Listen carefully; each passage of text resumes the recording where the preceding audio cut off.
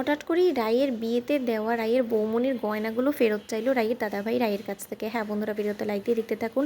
সকালবেলা রাই অফিসে যাওয়ার আগে রাইয়ের দাদাভাই বলতে থাকে যে রাই 1 মিনিট, আমার তোর সাথে কিছু জরুরি কথা আছে। ওদিকে রাইয়ের বৌমনি রাইয়ের দাদাভাইকে বলতে থাকে যে বিক্রম থাক না, তুমি সব কী করছো বলো তো, শুধু শুধু আমাকে এরকম করে লজ্জায় ফেলে দিও না, আমি কোনোদিন আর মুখ দেখাতে পারবো না রাইয়ের কাছে। ওদিকে রাই বলতে থাকে যে কী ব্যাপার বৌমনি, কী হয়েছে, তুমি এমন করে কেন বলছো বলো তো। আচ্ছা দাদাভাই তোর কী বলার আছে তুই আমাকে বলো। ওদিকে রাইয়ের দাদাভাই বলতে থাকে যে দেখ, যথেষ্ট পরিমাণে তো আয়েশ করে ফেললি তোর বৌমনির গয়নার উপরে, এবার অন্তত তোর বৌমনির প্রয়োজনে একটু তোর বৌমনির পাশে দাঁড়ানোর চেষ্টা কর। এ কথা বলা মাত্র রাই বলতে থাকে যে কেন বৌমনির আবার কিসের বিপদ হয়েছে, বৌমনি কই, তুমি তো কোনো কিছু এখনো পর্যন্ত আমাকে জানানোর প্রয়োজন বলে মনে করোনি, নাকি তোমরা আমাকে কেউ আপন মনে করো না নাকি। ওদিকে রায়ের দাদাভাই বলতে থাকে যে দেখ, তোর বৌমনির অনেক বড় একটা বিপদ হয়েছে, আর সেই বিপদের আমাদের শেষ সম্বল বলতে একমাত্র তোর বৌমনির সেই গয়নাটুকুই আছে। কারণ তুই তো আমাকে দেখতেই পাচ্ছিস যে হুইল চেয়ারে বসা আমি, তাহলে আমি কী করে রোজগার করে ওর বিপদে ওর পাশে টাকা দিয়ে দাঁড়াবো বলতো। তার জন্যই আমি ভেবেছি যে তোকে যে গয়নাগুলো তুই বিয়েতে পেয়েছিলিস না, তোর বৌমনি তোকে দিয়েছিল, সেই গয়নাগুলো তুই বরঞ্চ বাড়ি থেকে আনানোর একবার চেষ্টা কর, কারণ সেই গয়নাগুলোতে তোর প্রয়োজন নেই আমার যতটুকু মনে হয়। কারণ তোর শ্বশুরবাড়ি যথেষ্ট পরিমাণে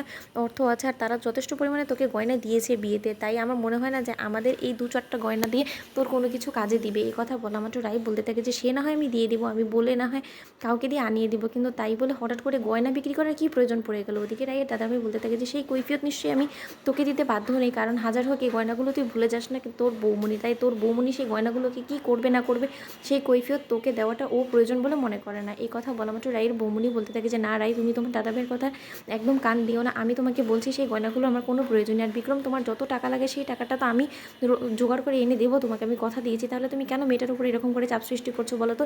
যে গয়না রাই আমি তোমাকে বিয়েতে উপহার হিসেবে দিয়ে দিয়েছি, সেই গয়না আমি মোটেও তোমার কাছ থেকে ফেরত নিতে পারবো না। এই কথা বলা মাত্র রাই বলতে থাকে যে না বৌমনি, আমাকে তো দাদাভাই এক্ষুনি বললো যে আমার বিয়েতে যথেষ্ট পরিমাণে আমাকে গয়না দেওয়া হয়েছে, আর আমি কতটুকুই বা গয়না পরি বলো তো।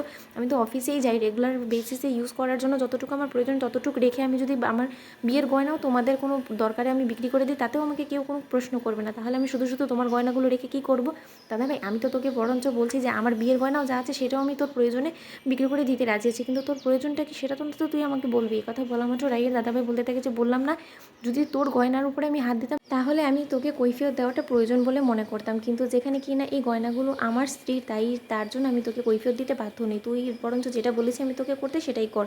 এই কথা বলা মাত্র রাই বলতে থাকে যে দাদাভাই তাহলে আমাকে তুই আজকের দিনটা সময় দে, আমি যেভাবেই হোক না কেন সেই গয়নাগুলো ফেরত আনানোর চেষ্টা করছি, কারণ তো তুই তো খুব ভালো করে জানিস যে সেই বাড়িতে এখন আর আমি থাকি না, তাই সেই বাড়িতে আমার গয়নাগুলো অনির্বাণ কোথায় রেখেছে সেটাকে আমার ওর কাছ থেকে জানতে হবে, তারপরে ওকে বলতে হবে। এই কথা বলা মাত্র রায়ের দাদাভাই বলতে থাকে রায়ের বৌমনিকে যে দেখেছো তো, এখন নিজের গয়নাই এখন তোমার মানুষের কাছে ভিক্ষে করতে হচ্ছে। তো বন্ধুরা, ভিডিওটি ভালো লাগলে লাইক এবং শেয়ার করে সাবস্ক্রাইব করতে ভুলো না।